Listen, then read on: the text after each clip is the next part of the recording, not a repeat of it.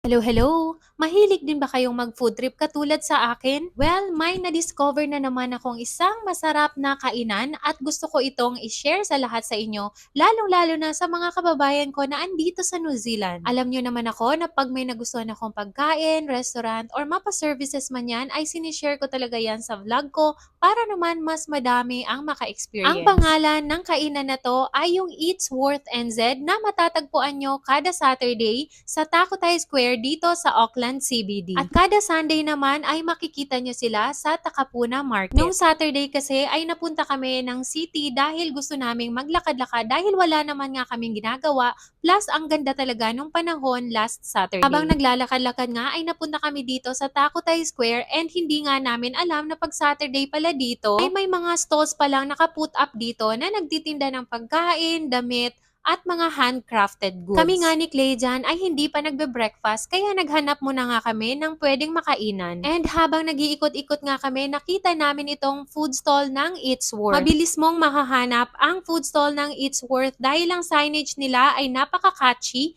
at may Philippine flag nga ito. Pagdating nga dyan mga around 10 a.m., ang una ko talagang napansin ay hindi lang Pilipino ang nakapila sa stall nila kundi pati ibang mga lahi. Diba ang sabi sa atin, pag ang isang restaurant or kainan ay tinatao or pinipilahan, isa lang ang ibig sabihin yan na masarap ang ino-offer nilang pagkain. Kaya ang sabi ko kay Carlo ay dito na lang nga kami bibili ng pagkain namin ni Clay. And syempre, since paborito ko ang barbecue, yan agad ang number 1 sa mga in-order namin. Nakaka-amaze nga dahil sobrang mura ang benta nila ng barbecue. Binibenta nila ito ng 4 pieces for $10 o kaya naman kung gusto mo lang ng isang piraso ay mabibili mo ito for $3 each. Nakita nyo naman, sobrang malalaki ang sizes ng barbecue nila kaya sulit na sulit ang $10 mo sa 4 na piraso. After naming makuha yung mga orders ay naghanap nga kami ng mauupuan at nakahanap nga kami ng table sa gitna ng Takotai Square. Habang nga kumakain kami ay yung isang katabi namin sa table ay natakam nga ata at hindi napigilang magpatanong kung saan ba namin ito nabili.